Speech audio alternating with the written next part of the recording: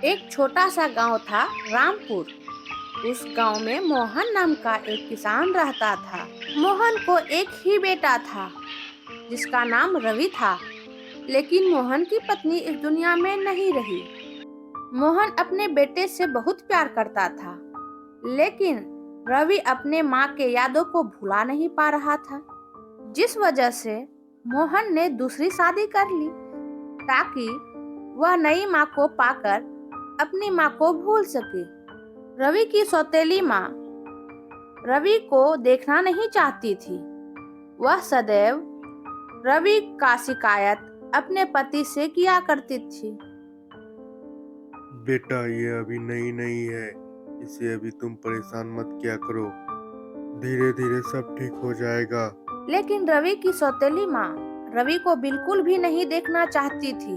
वर्षा न होने की वजह से उस गांव में अकाल पड़ने लगी। अजी सुनते हो, इस तरह रहा तो अब घर में थोड़ा ही अनाज बचा है, फिर भूखा ही जीना पड़ेगा। क्या करूं, नदी तालाब भी तो सूखने लगा है, जिस वजह से खेतों में भी सिंचाई नहीं हो पा रहा है। फसल सूखने लगी है। न जाने भगवान क्या चाहता है। एक बात बोलूं, बच्चे बहुत खाना खाते हैं। ऐसा करिए ना, आप रवि को जंगल में कहीं छोड़ आइए। रवि के चले जाने के बाद उसके हिस्से का जो अनाज बचेगा, हम दोनों का गुजारा कुछ दिन और हो जाएगा। तुम कैसी बातें कर रही हो? इससे अच्छा है कि तुम मुझे भोजन मत दो, उसे बचाकर कुछ दिन और गुजारा कर लेना।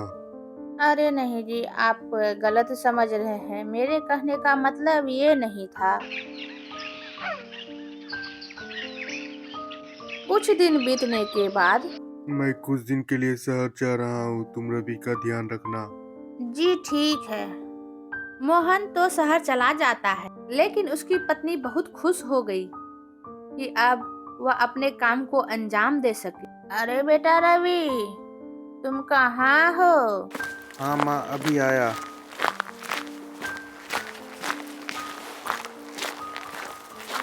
अरे बेटा, जलावन खत्म हो गया है। तुम्हारे पिता रहते तो वो अभी जंगल से तुरंत ही जलावन ला देते। मुझे अकेले जंगल जाने में डर लग रहा है। ऐसा करो ना, तुम भी मेरे साथ चलो। ठीक है माँ, चलो। रवि और उसकी सौतेली माँ दोनों घने वन चले जाता है।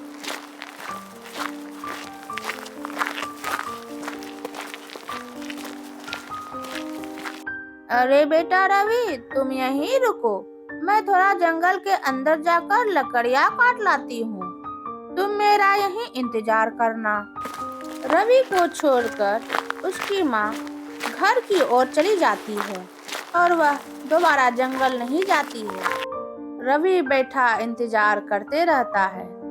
शाम होने के बाद जब रवि की माँ नहीं आती है, तो रवि इधर उधर घूमकर अपनी माँ को ढूंढने लगता है।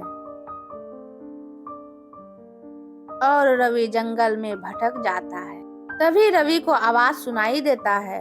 आहा, इंसानों की महक, मेरी भूख तो और बढ़ती जा रही है। अरे वाह, ये एक बच्चा है। वाह, इसके नरम नरम मांस खाने में तो मजा आ जाएगा। कौन कौन है यहाँ? मैं एक बूढ़ी डायन हूँ। अब तुम मेरे कैद में फंस गए हो। मैं भाग क्यों नहीं पा रहा हूँ? मैं एक ही जगह हूँ। तुम मेरे कैद से नहीं भाग सकते। वह बूढ़ी डायन रवि को पकड़कर अपने घर ले जाती है और एक पिंजरे में बंद कर देती है। बूढ़ी डायन रवि की मांस को बनाने के लिए एक बड़े से कढ़ाई में तेल गर्म करने लगी। लेकिन वह जिस पिंजरे में रवि को रखी थी, उसे बंद करना ही भूल गई।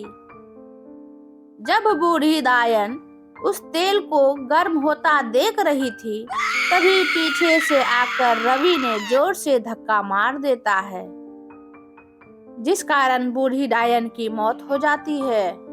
अब रवि वहां देखता है कि एक बक्से में बहुत सारा सोने का सिक्का पड़ा हुआ है। रवि उस सोने के बक्से को लेकर अपने घर की ओर निकल पड़ता है।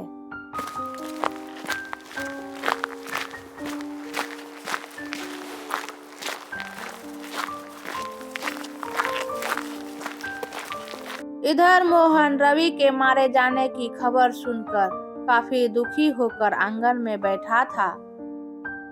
तभी रवि दौड़ता हुआ अपने पिता के पास आ जाता है, जिसे देख मोहन काफी खुश होता है और रवि सारी कहानी अपने पिता को सुनाता है। उस धन को देखकर मोहन काफी खुश होता है और रवि को लेकर दूसरे गांव में रहने लगता है।